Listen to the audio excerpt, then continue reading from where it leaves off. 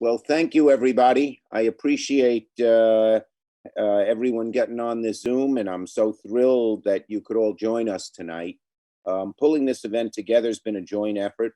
So I want to give some shout outs to Ryan and Olga of NYPIRG, to Mia of the Working Families Party, to Melanie of Young Invincibles, to Justin from Next Gen, and Natalia and Cody from the Student Debt Crisis.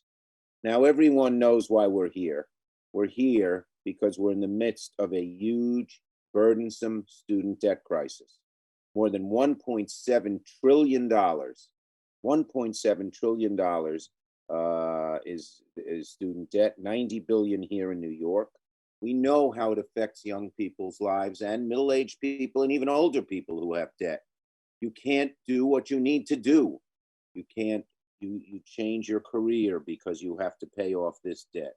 You don't start a family because you have to pay off this debt. And the small things too, every month, that big burden of this huge amount of debt.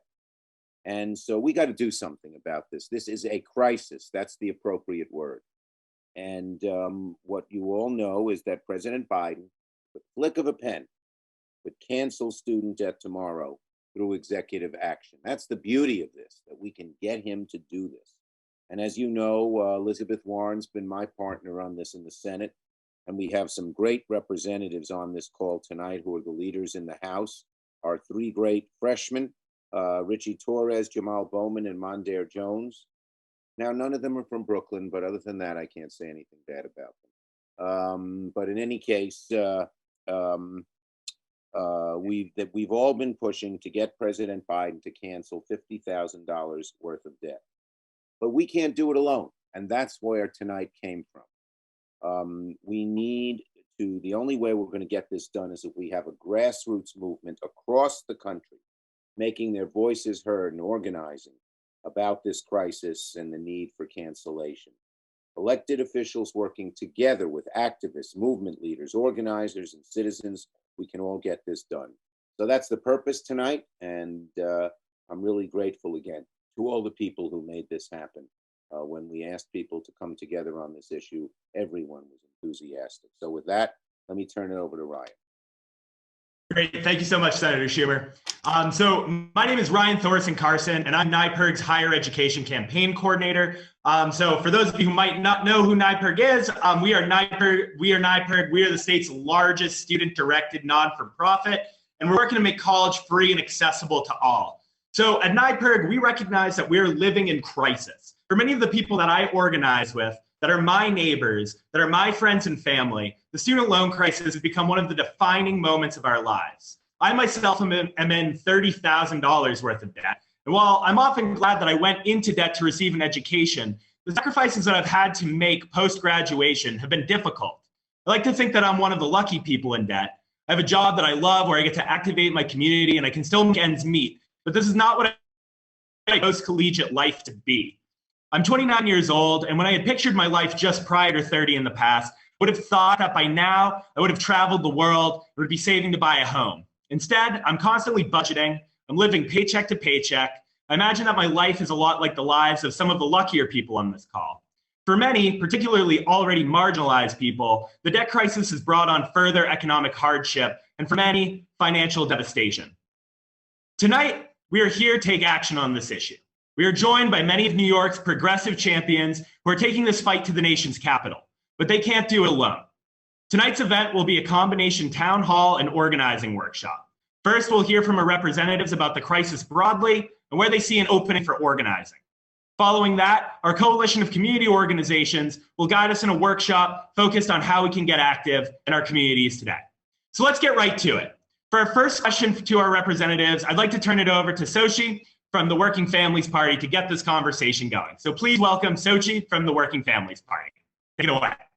Thank you, Ryan. Good evening, everyone. Thank you so much to the amazing hosts and organizer and activists for pushing this together, and the, I won't say the best, but I'll say very favored members of our New York delegation. We're really happy to be here with all of you all. We have a pretty fantastic delegation all in all.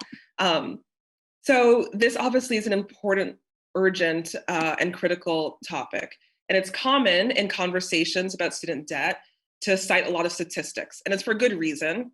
The numbers are alarming in and of themselves, right? In New York State, total student loan debt is $89.2 billion, averaging $37,800 per borrower. These figures have a direct effect, as Ryan said, on borrowers' life choices. Borrowers like members of SEIU-CIR are an affiliate organization of the Working Families Party, a union that represents medical interns and residents who are drowning in debt while working 80 hours a week for less than minimum wage. We know that women and Black borrowers are impacted disproportionately. This forces, in this case, many medical students to go into specialty rather than working in hospitals that serve our communities, serve the communities that they come from. We know that these burdens are also not evenly distributed in New York City. According to a report by the Student Borrower Protection Center, among the 12 New York City neighborhoods with the most student loan borrowers, 8 of those have populations that are at least 75% non-white. These are communities in East Flatbush and Co-op City and Crown Heights, right here in New York City in our backyards. In 2020, almost 20% of borrowers in the Bronx were in loan distress. And this pattern of borrower distress in communities of color is repeated across the state. We know these disparities have an obvious cause, right? White families on average are wealthier. Black and brown families on average are poorer. And that also points to a broader significance of student debt in our society. If you come from wealth, you are less likely to end up with any student debt, right? If you come from a working or middle-class family, to have a shot at a college degree requires saddling ourselves with debt that in most cases takes decades to pay off. Student debt, therefore, is an insult to our very notion of equal opportunity in our society, much less equal outcome. There's also another story here. One reason student debt has grown so high is that we have disinvested in education. Student debt is yet another way that austerity has benefited the wealthy while harming the poor and working class, especially brown and Black young people. So this is the moment that we're in. This is the opportunity that we have to rid our generation, right, and the generation before us of what is limiting our prospects to live in a thriving, inclusive democracy. And so I'd like to ask our esteemed panelists, leaders in this fight, and leaders on the Hill, can you share your thoughts on what the impact of student debt has been on New Yorkers? And what would cancellation mean like, both for individual New Yorkers and the psychic and distortive effect student debt has, but also what does it mean for our economy to cancel student debt for New Yorkers? Got to call on someone, Sochi. We're all too polite to go first. I know. Well, I see the star student in the class has unmuted himself. So please, Representative Bowman, what would it look like for us to address this crisis of student debt? So it would look like hope. It would look like opportunity. It would look like home ownership. It would look like wealth building. And when I say hope, I'm not just talking about for those graduating high school going into college. I'm talking about those in the 4th, 5th, and 6th grade who don't even think about college because it's too expensive and it's completely out of their reach, regardless of how brilliant they are. I was heartbroken when I met a parent who told me this once on a Zoom call, right here, not too far from where I live in Yonkers in Edenwall. You know, she's not even thinking about her children in college because of the costs. Yeah. The other part of it, you know, is what happened to me, is what happened to a lot of us, is the predatory nature of lenders. They take advantage of people who are uninformed or misinformed and have been striving to go to college their entire lives. And once you get to 12th grade, you realize the only way for you to get there is through taking out a loan. And the loans become so accessible, you take out one and then another and then another, and then you do the same thing for grad school, and then you do the same thing for your doctorate program. Absolutely. And I'm not talking about someone else, I'm talking about me.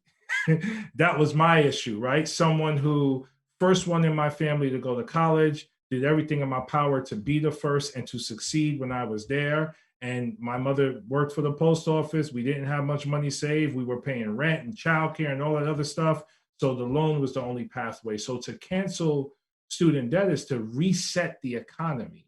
in a way that's no longer predatory, in a way that doesn't continue to feed plantation capitalism, and gives people the opportunity to invest in starting a family, buying a home, or anything they want.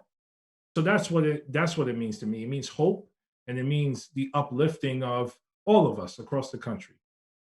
Absolutely. Thank you, Representative. I think that's right. We saw in the Times today, people were talking about the declining birth rates in our country. Some of it is our generation is choosing. Others are saddled by constant debt, and the idea of having choices is beyond us, right? So it has a huge effect on our demography, on our economy. Senator Schumer, do you want to answer this question as well? Yeah, I just, what Jamaal said is right. This isn't, college is supposed to be, in the American ideal, a ladder up. And, parents are so proud they didn't go to college. My father was an exterminator. He never went to college. When they see you go to college, oh, they're so proud.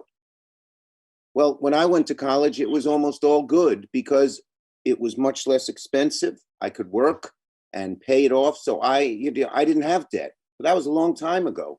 And what's happened is that this debt has gotten out of hand and we've done nothing about it. So it's just outrageous. And the idea that this has to be is wrong. This didn't have to be in the past. And now it's just a huge, huge burden on people. And as you say, first time people going to college, poorer families, people of color, and they're getting taken advantage of by a lot of these colleges that promise them the sun, the moon, and the stars. They go into debt, and then they don't even give them enough preparation to get a degree so they can begin to earn it off. And the burden every month, how am I going to pay this? How am I going to pay this? What am I going to do?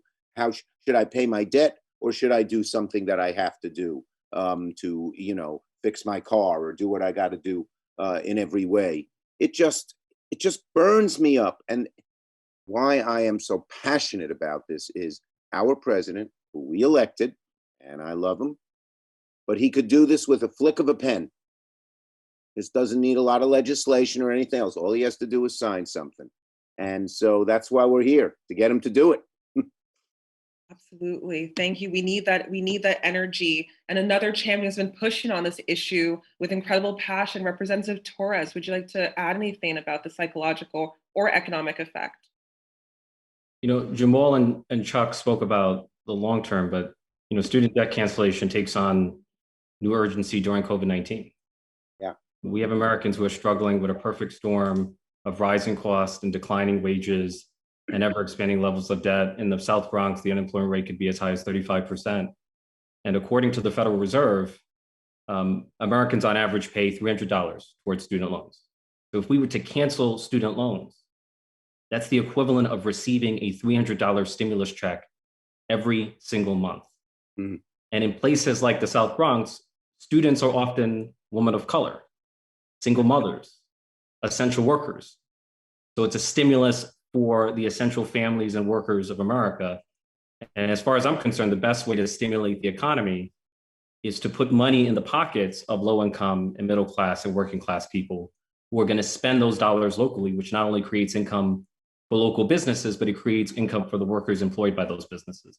And as Chuck said, it's the only form of economic stimulus that can be done by executive order, right? It's the only form of economic stimulus that cannot be filibustered by Mitch McConnell and the Republican Party. So there's no excuse making. Like, we as Democrats have the financial and legal tools to abolish student debt. What we're lacking is political will. And for me, what's at stake is creating an America where the indentured servitude of student debt is no longer a precondition for education or employment or economic opportunity. Absolutely, absolutely. How powerful that can shift so quickly. People can be rid of the psychic and financial burden. I'm going to pass it back to Ryan to ask the next question.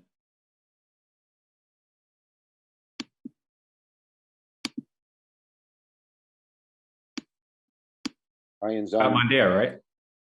I think Ryan is muted, but I'm sure if he were to unmute himself, he would say, but you haven't asked Representative Jones what he thinks about this question. So please, Representative Jones, what do you think about this question? I know you have many thoughts on this question. I've been championing this. Please. Yeah, Apparently there's like a station going on. Okay. All right, here we go. Look, I would associate myself with the comments that have already been made and just add that leading economists estimate student debt cancellation would lead to increased economic activity. And specifically that it would create upwards of 1 million jobs. We know that it would boost real GDP by $1 trillion over the course of 10 years. And I can tell you from the experience of knowing the many thousands of young people in my district that it would liberate an entire generation of people to meaningfully participate in our economy through the home ownership that Jamaal mentioned earlier. Historically, that has been the single greatest generator of wealth in this country. And as Ritchie mentioned, the COVID-19 pandemic has created the worst economic crisis since the Great Depression and really exposed the terrible plight that people who are saddled with student debt have in our economy. As we have done with the American Rescue Plan, then we have to respond to this crisis at the scale that it requires. And that means, yes, canceling student debt, which the president can do under the Higher Education Act. And let there be no doubt, there's no ambiguity about whether he has this authority. In fact, he's been invoking this authority to cancel, or rather to pause the collection of debt and the accrual of interest. And so it is that has already been used, including by the prior president of the United States, if you can imagine that. And so now this president must go further to cancel student debt. And that is, I think, not an unreasonable thing, given the fact that wages have been stagnant for literally decades. I saw a gentleman in the chat earlier today say, well, I had to pay off my student debt. Why should other people get this kind of relief? The fact is that it's not as easy today to pay off student debt as it was a few decades ago. Wages have been stagnant literally for decades. I mean, it is well known that we have not yet raised the minimum wage since 2009, but even before that, there was wage stagnation as the cost of attending a 4-year institution has skyrocketed. The average debt for someone graduating in the early 90s was about $9,000, and today it's about $37,000. And there's been wage stagnation during that same period of time. And so you cannot compare what it was like to pay off student debt, as a majority leader mentioned a few decades ago. Absolutely. No, thank you, Representative Jones, for that. The fact that probably the greatest economic crisis of our generation can be addressed so swiftly. We all see each other suffering under the same pressures. It might be individualized, it might be differentiated in terms of who we're paying back, but we see each other, our generation, trying to move through this. And now is the time to act. And it's great that we have momentum and organizing on our side. Thank you so much for the answer. I'm going to pass it over to Natalia from the student debt crisis to ask the next question. Okay, great. Ryan, did you just want to pop in, or are we cool? Oh, no, just going to pass it along to you, Natalia. All right, thanks so much. We're just honored to be here from Student Debt Crisis. We've been fighting for borrowers for almost a decade now, and we want to thank you all for co-sponsoring the resolution that Senator Schumer, Warren, and Rep. Presley introduced to cancel student debt, along with 75 total co-sponsors. It's really amazing to see so many student debt champions, but now we have to cancel it. So recently, Ron Klain, the White House Chief of Staff, indicated that the president directed the Department of Justice and the Department of Education to look into the legal authority to cancel student debt through executive action. Rep. Jones, you were just speaking about this. I'd love for you to elaborate more. Can you discuss what you think this action means for the movement to cancel student debt? And why should we be taking administrative steps to get this done? It was a welcome development that the President of the United States instructed his Secretary of Education to commission a study, so to speak, of his legal authority. But as I just mentioned, it was unnecessary because the authority has been used in other contexts. It is very clear under the Higher Education Act that the executive has the ability to modify or otherwise or just cancel federally held debt. And we know that is the vast majority of the student debt that exists in the United States of America is federally held debt. how transformative it would be then for this president of the United States to use something that is within his authority, as Ritchie mentioned, right? Something that can be filibustered by Republican senators who won't even vote for the American Rescue Plan, let alone something like student debt forgiveness, which is apparently a little bit more controversial. And it is something that should have been done, frankly, earlier on in this term already. And so that's why we're here continuing to build momentum. I remain optimistic that the president will do the right thing on this, but we know that we're doing a lot of ambitious things. And sometimes people who are of good conscience need encouragement. They need to know that there's a movement behind them to be bold, to rise to the occasion to meet these overlapping crises that we face. And so that's why I'm so excited to be joined by, I mean, we got the majority leader with us on this. I mean, that is a significant thing, when it comes to student debt cancellation. Can I say one thing, Natalie? So, because Mondaire put it, Trump even forgave. If you can forgive a portion of the debt, you can forgive all of the debt. If you can forgive the interest for a few months, you can forgive everything. It's the same legal basis. And there was a fellow in the debt collective about 10 years ago who discovered this, 7 years ago, named Luke Kareem. I want to give him credit, the debt collective. And there's no doubt about it. But so Elizabeth and I met with the president on this issue, just to let people know. And we said this, we said just what we're saying. He says, well, let me have my folks study it. I said, we're going to pressure you. And you know what he said? He said, go right ahead. In other words, he almost wants to be pressured into doing this. And there are some people, I guess on his staff who are saying this, that, or the other thing. But we can get this done. And there's no legal barrier to getting it done. Don't let anyone fool you. And the public support just keeps building.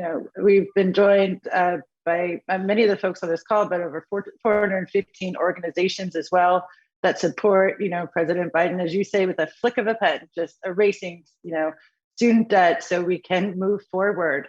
I'd love to give some of the other great folks that we have on this call. Rep Torres, love to hear your thoughts on why, we're looking to administrative debt cancellation.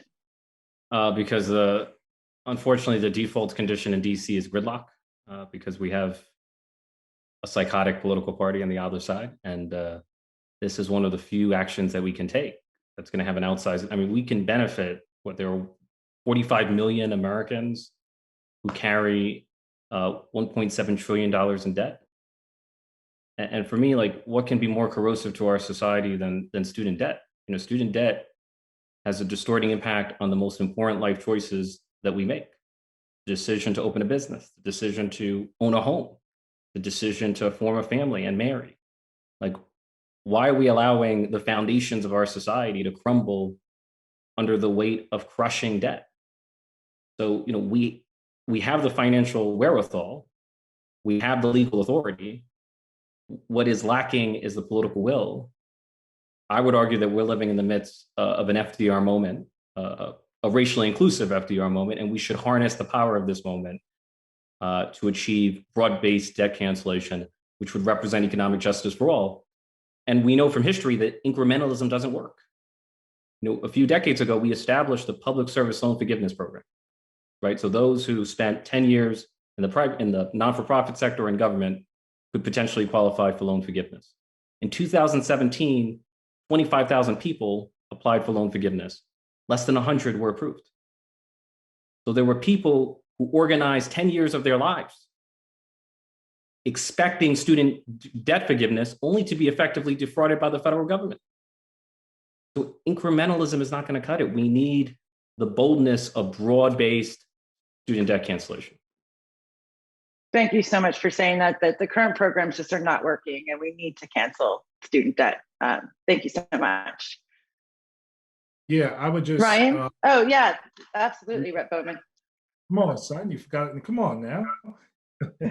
My apologies. Agree with everything that's been said, and I would just add, there are tens of millions of people who do not believe that government works for them or that government works, period. And they continue to lose faith in us because we don't take bold, visionary action to do something that has the possibility of making transformative change in their lives. President Biden, with the flick of the wrist, can cancel student debt and transform the lives of millions, just like that. And we need to bring those people in so that they can see that government does work for them. Yes, there is a gridlock in Congress. Yes, Republicans are psycho, but we have a Democrat in the White House, and we have Democrat control of the Senate and the House. Let's show the country that Democrats know how to get things done. And tonight is about organizing to apply that pressure on President Biden to get it done. I also think we should apply pressure on Secretary Cardona to make sure that he is ambitious and robust and acts urgently to inform the president accordingly so that we can get this done the way it needs to get done. And the last thing I would say is, the burden of student debt, in addition to the other debt that people, acquire right after graduating college, it becomes overwhelming and it's hard to keep up with your payments. The next thing you know, you have a poor credit rating that you can't climb out of until 7 to 10 years later. So many ramifications there. I just say one more thing, if I could. I just want to underline what Jamaal said. So many people say, I don't want to vote. It doesn't make a damn bit of difference. You want to show people, President Biden and everybody, that we can make a damn bit of difference, cancel student debt. And millions of people will see something really did make a difference when the burden is taken off their shoulders. It's a very important point. But the only way that we can prevail in the kind of bold action that we are pursuing here and in so many other areas is show people it does make a difference. Get them involved. Great, thank you so much there. We're not going to hear from everybody on this next session, of course, are tight on time, but I do want to introduce my colleague Esperanza Rosenbaum from NYPIRG with the next question. Thank you, Esperanza. Hi, thank you, Ryan, for introducing me. I'd first like to thank all of the representatives here for taking on this extremely pressing issue. Just reading the chat, I'd like to acknowledge all of the stories of suffering being shared in the chat. After this final question, we're going to move on to our workshop on how you can harness those stories to win student debt cancellation. So stick around. Now for my question. Some detractors of canceling student debt argue that it will mostly benefit high-earning, privileged borrowers. Can you talk a bit about how canceling student debt is tied to ending racial and gender wealth gaps, and also why it is important to get those stories out as we fight for cancellation? And I'm going to pass this to my representative, Rep. Bowman. Yonkers. Why, yo, in the building. So high earners are just that, high earners. And the wealthy, they have a war chest, a treasure chest, savings, investments, things that they came into college with, that they will leave college with. People like me, people like my wife, people like my mother-in-law, people like Mondaire and Ritchie and others, we didn't have any wealth when we went to college, when we took out major loans and then another loan and then another loan. So canceling debt for people like us will lead to us now being able to build our own wealth. We mentioned home ownership earlier. We mentioned investments earlier, investments in whatever it is that we want. I'll be able to afford to pay for my son to go to college, hopefully at an affordable rate. And it has a force multiplier effect when we're not burdened with the student debt that, again, we acquired through disinformation, misinformation, and predatory practices by lenders, which is a key piece. So, the black-white wealth gap is not a new thing. It's been in place since the beginning of American history, right? So this is one major step, just one major step. Many other things have to be done, but this is one major step towards closing that gap. So it's going to benefit me, just like it harms me and my family disproportionately, it's going to benefit me and my family disproportionately as well. Thank you so much. Are we wrapping up? So we are. So thank you so much, Representative Bowman. And I just want to take a moment to thank all of our reps, but particularly Schumer, Senator Schumer. Thank you so much for putting this together.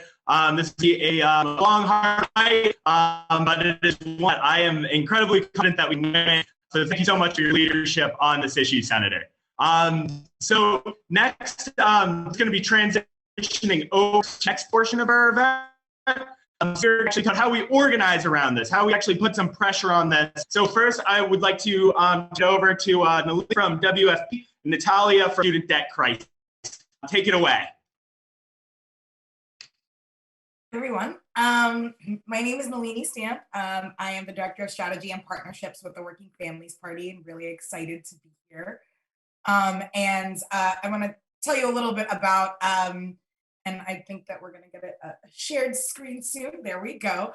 Some of the history of student debt organizing. It's been well over a decade and even more so, but my kind of involvement in this started out during Occupy Wall Street. I am, as Chuck Schumer is a proud daughter of Brooklyn. And I, was a part of the Occupy movement from September 17th in 2011. And there were so many people, when you talk to folks across that park down at Zuccotti, who were really, really, really there because they were straddled with student debt. I just remember stories upon stories upon stories of our colleagues, folks in the struggle who were there saying, I am here because enough is enough. And we did so much during that period of time. Across the country, there were folks who were making sure that they were organizing like CUNY Rising when they existed at the time in CUNY, making sure that tuitions wouldn't rise at CUNY because CUNY used to be free in New York. Folks who were organizing around student loan debt, strike debt, folks who were making sure that we were organizing against for-profit colleges and even debt strikes. Natalia, before I continue, do you want to tell a little bit about your Occupy story? Well, yeah, Nalini, as you were setting up and starting, I joined around October in Los Angeles, and really hearing the same stories of people struggling with student debt, and especially at that time, crazy tuition hikes. At the UC system, UCLA, where I went, they rose tuition 32% from one semester to the next.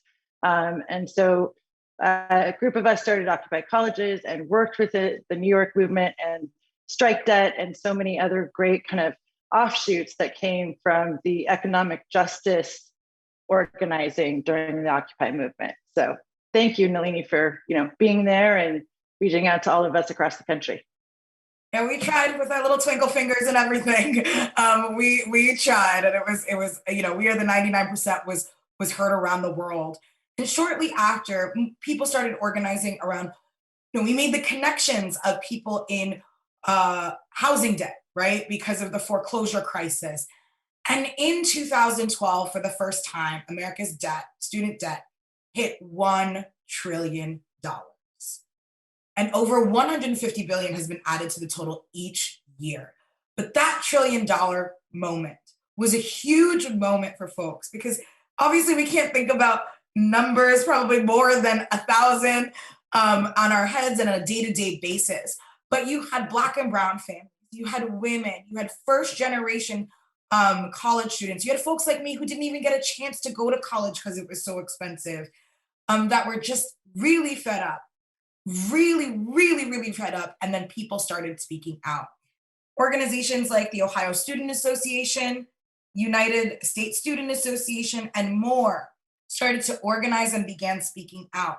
In 2012, in Ohio, in Columbus, Ohio, the Ohio State University students hosted the first Student Power Conference, which gathered students and youth from across the country who were organizing around this, and they made their voices heard. There were actions, there were marches, and even more. And people started sharing their stories. There was even petitions that were signed by 1 million people, which is how the student debt crisis was formed. Next slide. So people began to organize, and they started to organize against for-profit institutions like Corinthian College, for-profit institutions who actually make money off of people going to their classes, and their graduation rates are so low. The for-profit university system has been terrible for our communities in terms of making sure that people aren't getting into the debt crisis. People were also organizing around interest rates, loan refinancing, and servicer abuse. In 2013, we had champions like Senator Elizabeth Warren, who's been joining Chuck Schumer on this fight to cancel student debt, who was making sure that we completely alarmed, setting off all of the alarms, saying this is something we need to address. And students started taking action on their college campuses. And in 2014, with all of that movement, all of that momentum, a bunch of us gathered in Washington, D.C., in Ohio, in Milwaukee, I think, in San Francisco, and we created coalitions like Higher Ed Not Debt that bring labor, consumer, civil rights, and other groups together to fight for it. We tried legislation on a matter of different levels across states across the country. We made sure that we took for-profit institutions, and debt strikers ended up winning because they organized. So that's a little bit, it's been a long time, and I'm still in the fight alongside everyone, but it's been great to see how much has changed in almost a decade, where we actually have the power to cancel student debt. Natalia? Thank you, Nalini. And we are going to cancel student debt. Moving on, we're going to see that so much has changed. We all came together again. It almost felt similar to the Occupy movement when the last person was in office, and we came together to resist. But one of those issues that was still very much a crisis for 45 million Americans was the student debt crisis. So we continued to organize and build a stronger movement. We defeated attempts, the attempts to erase public service loan forgiveness or to, hurt those for-profit college students that you were talking about, Nalini.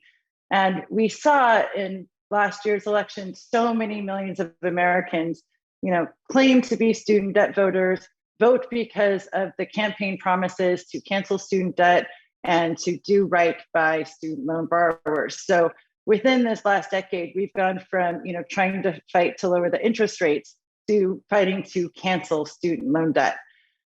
We can move on. And with this movement, we have had over 1.5 million people. That's last year within 4 months sign a petition, because the pandemic has just exacerbated this crisis so much. And right now, many student loans are on pause. Most federal student loans are on pause, but that stops October 1st. We not only have to cancel student debt, we have to do it soon before borrowers' payments go back on without any help or any changes for borrowers. So that's why we're putting the pressure on. You'll see in the link we're sharing ways that you can contact the White House right now, send them a letter, let them know that you want to cancel student debt, share your story and speak out.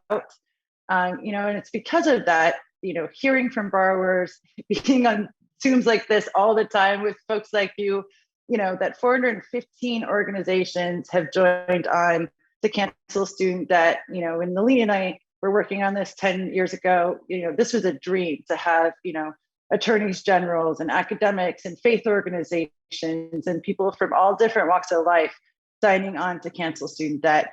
And really the response from, the leader, Senator Schumer and Senator Warren and Rep. Presley and the other 75 lawmakers to the resolution to cancel student debt by administrative action was just such a great synergy between, the supporting organizations, the thousands of you that have shared stories and signed petitions, and now the lawmakers, and including the leader, that are on our side to tell Biden that he can do this, and he can do this with a flick of a pen. And I think it says just that. So President Biden must cancel student debt. So, please check out the link in the chat, share your story, share a letter, and help us, change that political will. We often say we have an audience of 1, or we have an audience of 300 plus million, that we have to continue to change hearts and minds in our country and make it so there is absolutely no choice but to cancel student debt for President Biden. Thank you so much.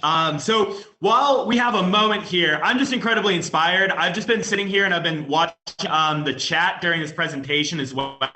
And I'm just absolutely stunned and moved by a lot of people's stories here. One of the things that we do want to do is we do want to put pressure on President Biden. So what we are going to do right now is if folks could just hold off on posting in the chat for just about 1 minute here, because we're posting a link right here.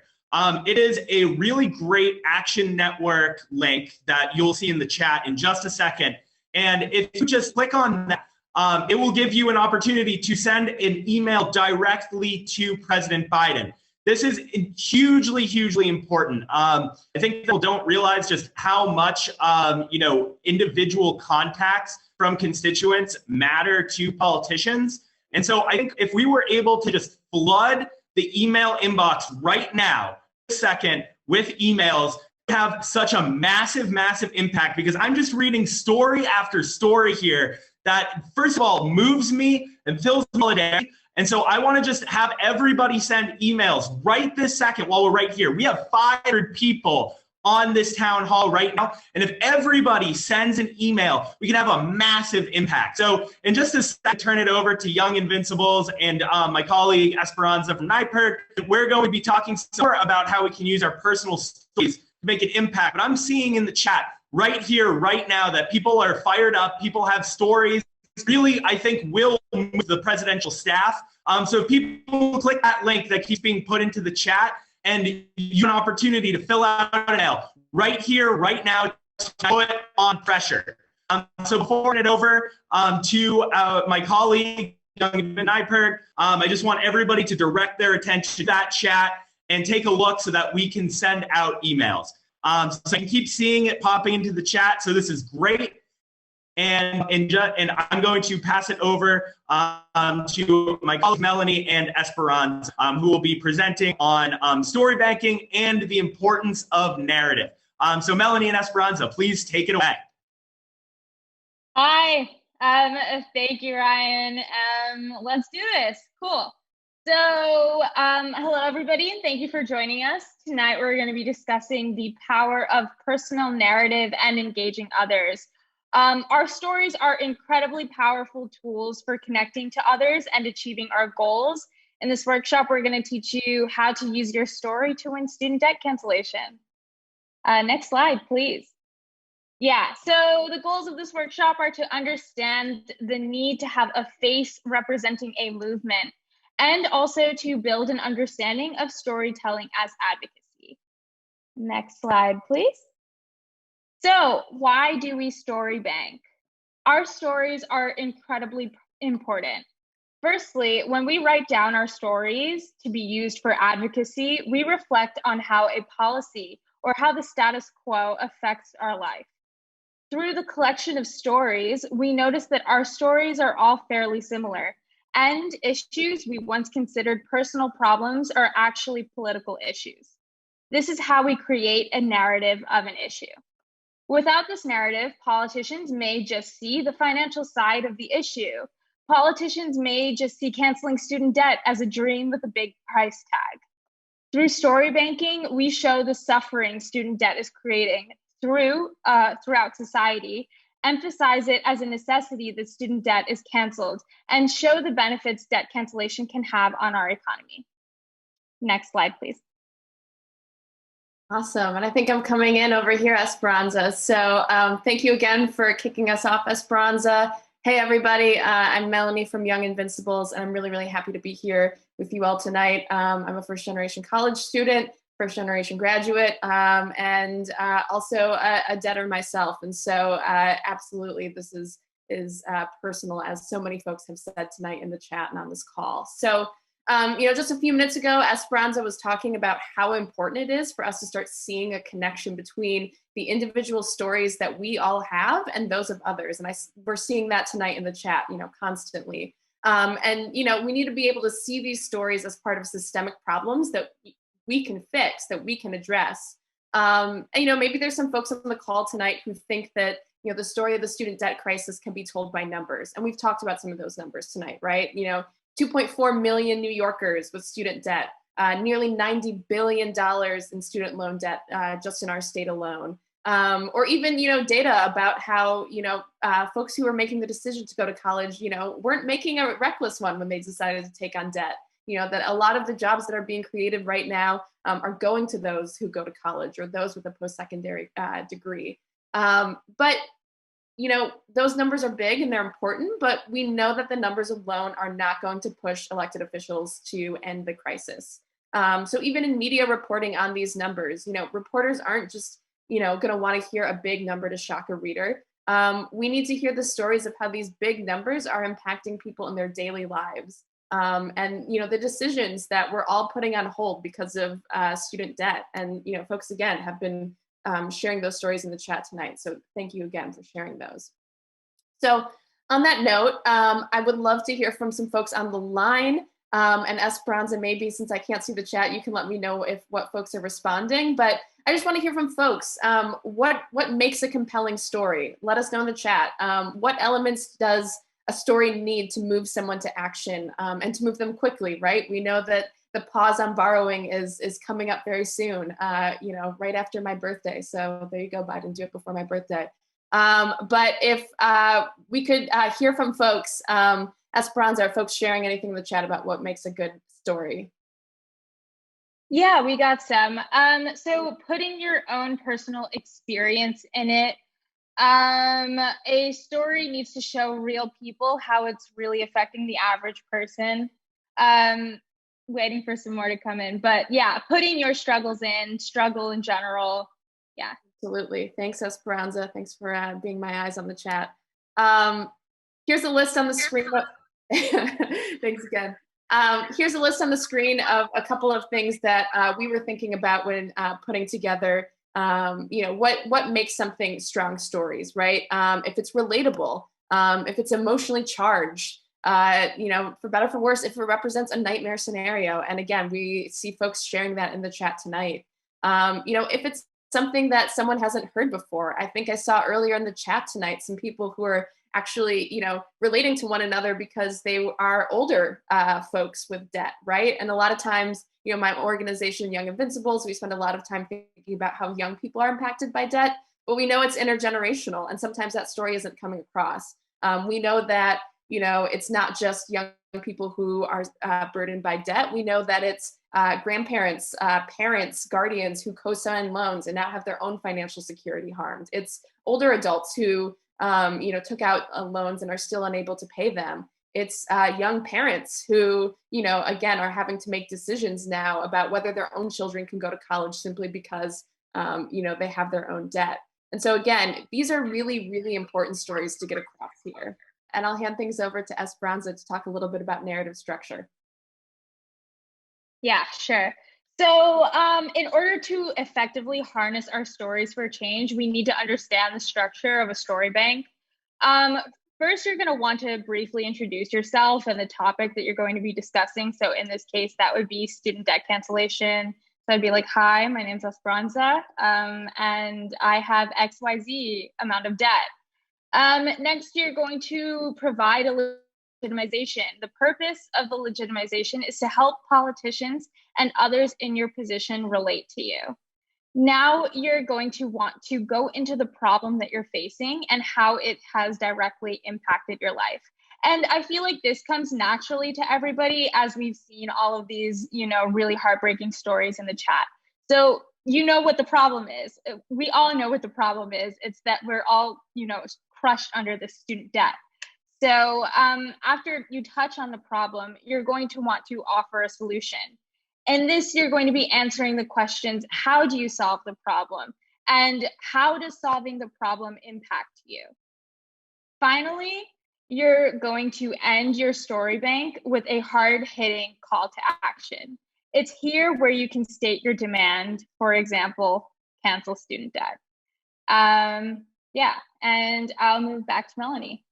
Awesome. Thank you, Esperanza. So again, I think this is a really helpful structure to think about ways that we can effectively communicate how this debt is, literally harming our lives every single day.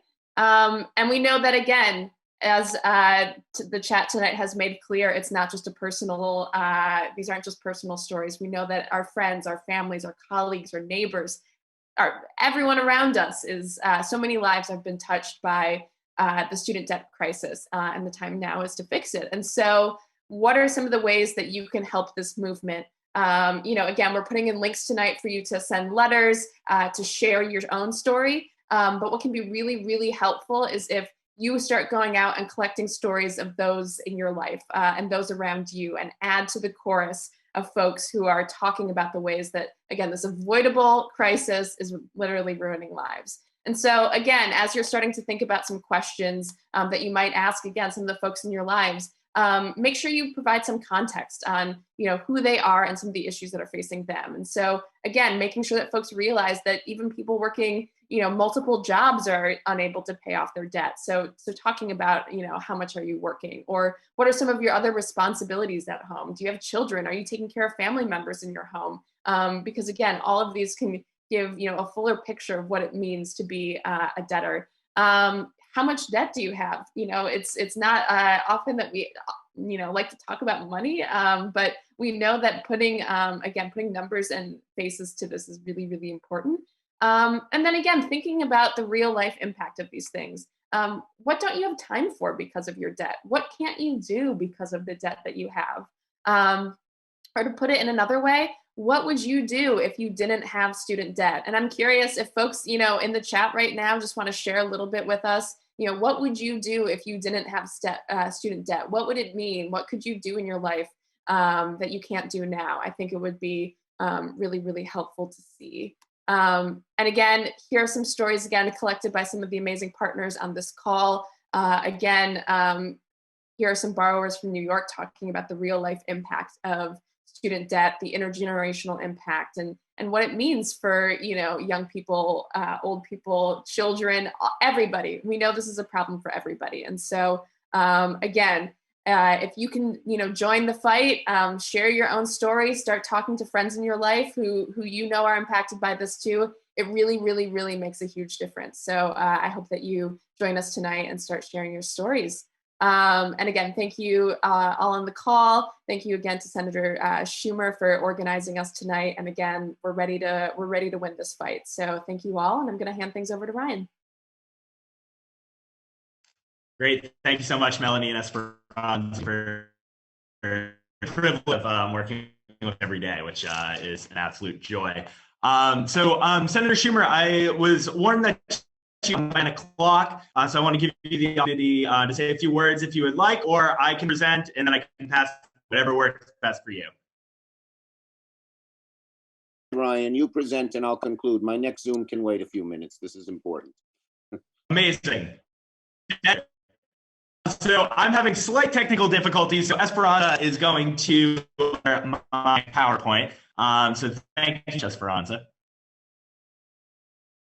Cool. So this next section is about relational organizing. So you might not know what relational organizing is, but relational organizing has been a core tactic for community organizers all over the state on this campaign, as well as many others during the pandemic. It's obviously a little difficult to organize right now, when we can't meet face to face. As somebody who works for a living, it's normal for me to, be in a sea of hundreds of people a couple of times a week. And now we've had to really adapt to doing this digitally. This is going to be a nice little briefing on what it is that we can do relationally while we are still in the slow process of reopening. So if you want to go to the next slide, Esperanza. Great, so relational organizing. That might be the question a lot of people find. Let's go slide. Great.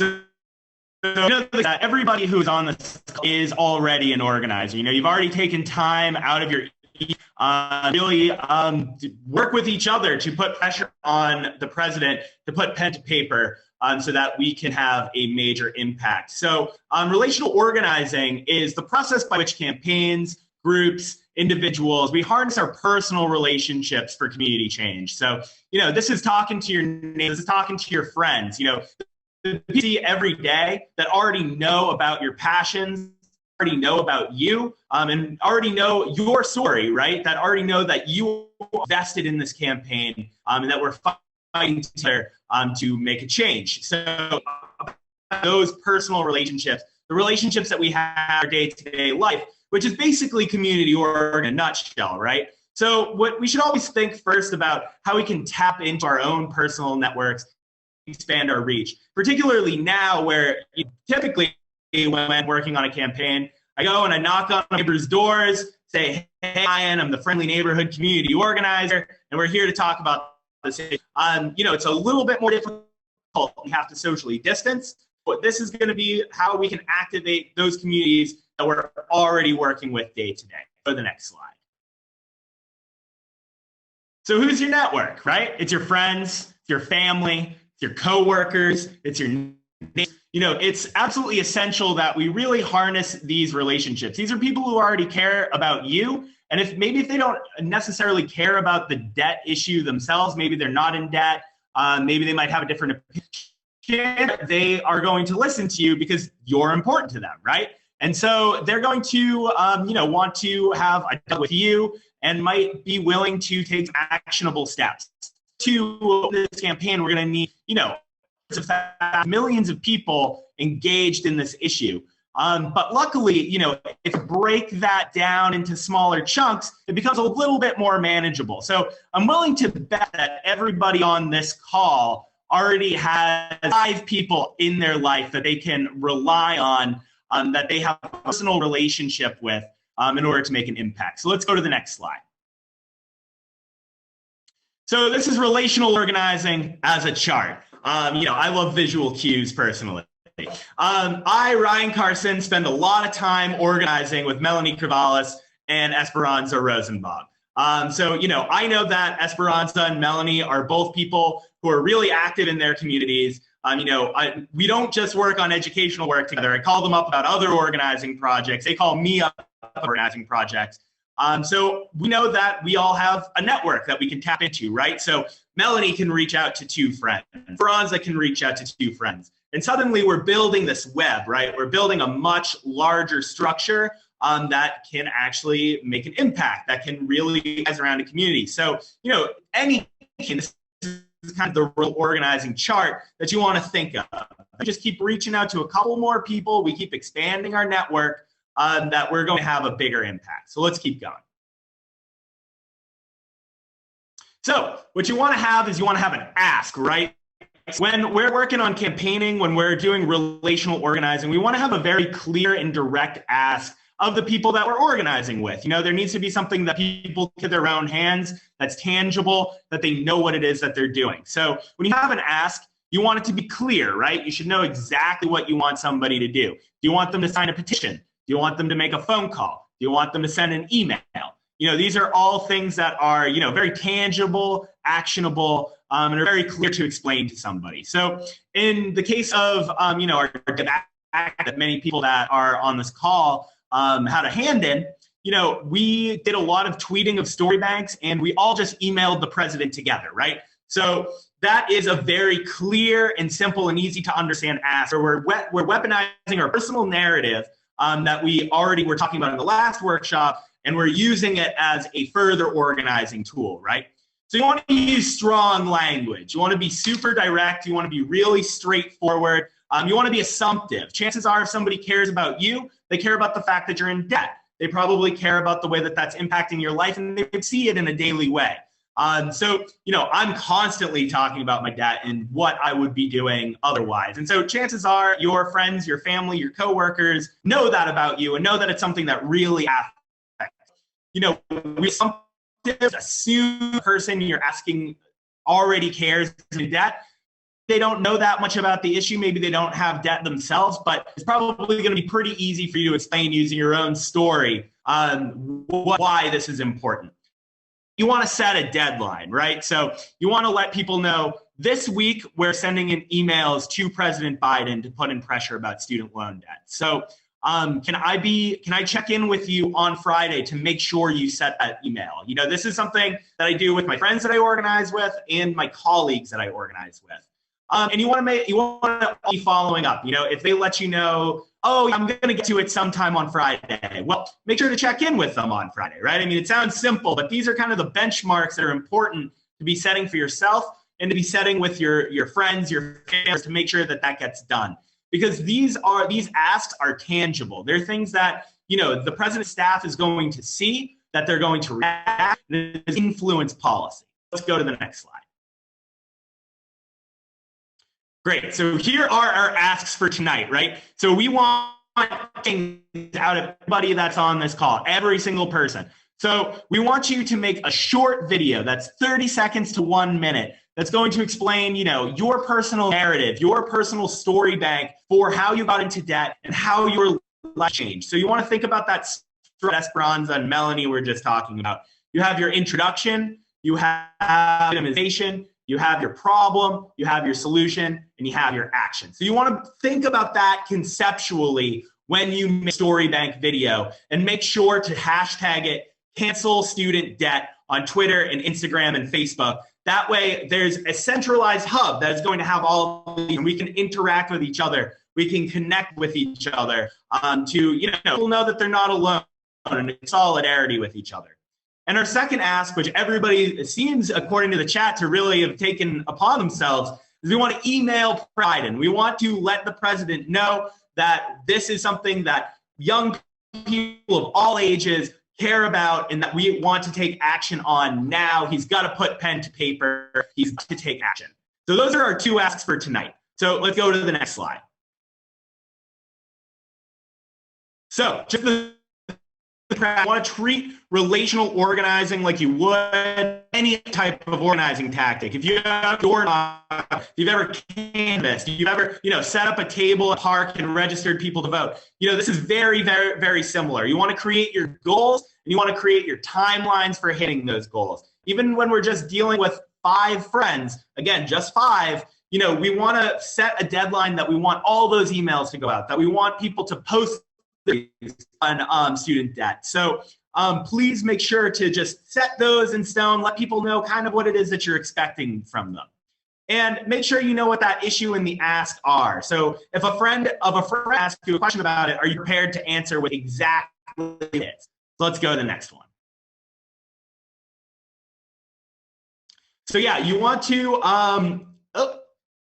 so who do we ask, right? So we want to, if you're 5 family. So, you know, it's getting late. You know, I try not to call too many people unless I'm really campaigning after 9 p.m. But you want them and you want to explain it to them in detail. But you could send them a text right now. They can get back to that whenever. So, you know, you should be, what I would do right now is I just take out my pen, my trusty legal pad, and I would just identify right now, who are the 5 people I'm going to contact to ask them to share their story and to send an email to the president. And make sure that after you brief them on the issue, that you're going to follow up with them sometime later this week. So you want to assign those 2 asks. You know, those are 2 pretty simple things, just an email and just a short video where they're explaining their own story. Maybe they don't even have debt, but we also want of people who care about this issue that can speak to the way that it still impacts their lives. Also, just assign the ask to them as well. So you should say, okay, well, you did a really great job with that video. You did a great job with that email.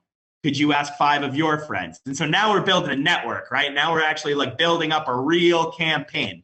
So then you want to ask them to ask their friends to email Biden and to make a story bank, right? And then hopefully they're going to pass it on to 5 of their friends too. You know, I'm old enough now to remember decrees to let people know when school was canceled, when there was a snow day. This is a very, very similar, you know, structure here. This is old school community organizing here. So let's go to the next slide. So let's try now. So you're going to pull out your pen, you're going to pull out your paper, and you're going to just come up with 5 friends that you are going to text. And you're just going to let them know, hey, can I see you tomorrow? There's a campaign that I'm really, really have real chance here. We have legislators that are incredibly progressive, that are dedicated to this cause. We have the backing. We just need to get the president to take out his pen and put his pen to paper as well. So if you can just take right now to just brainstorm your 5 friends or family members or co-workers, you know, that are going to be interested in this campaign, and make sure to set up time to talk to them. You know, just walk through your story to relate and to relate how important this is to you. So, you know, this is relational organizing in a nutshell. It's super simple, but it's super effective. And that's why it's so important. It's because, you know, by using our own, we can all be community organizers. We can all put on, and we can win this campaign, because it is exceedingly winnable. But the only way that it's winnable is if we share our personal narrative, if we're brave enough to reach out to our friends and family and colleagues and call on them to do the same.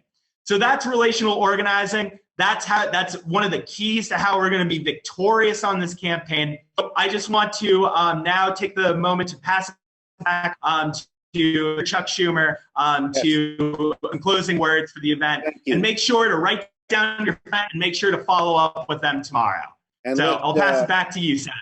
Ryan, thank you. And all of those who organized tonight, I think we should all give them, all hundreds of us on there, just a virtual round of applause. They did an amazingly good job. Thank you, thank you, thank you. We can win this fight, folks. I've been around a little while. I can just smell it. Wherever I go, people talk about it, people ask it. All we need is to organize all that passion and all that desire and all that pain. And that's what we're trying to do tonight. So please participate. This is winnable. We have to win this fight. As I've said about a few other things, failure is not an option. There's too much at stake. Thank you, Ryan. Good night, everybody. And thank you so much for being on this call.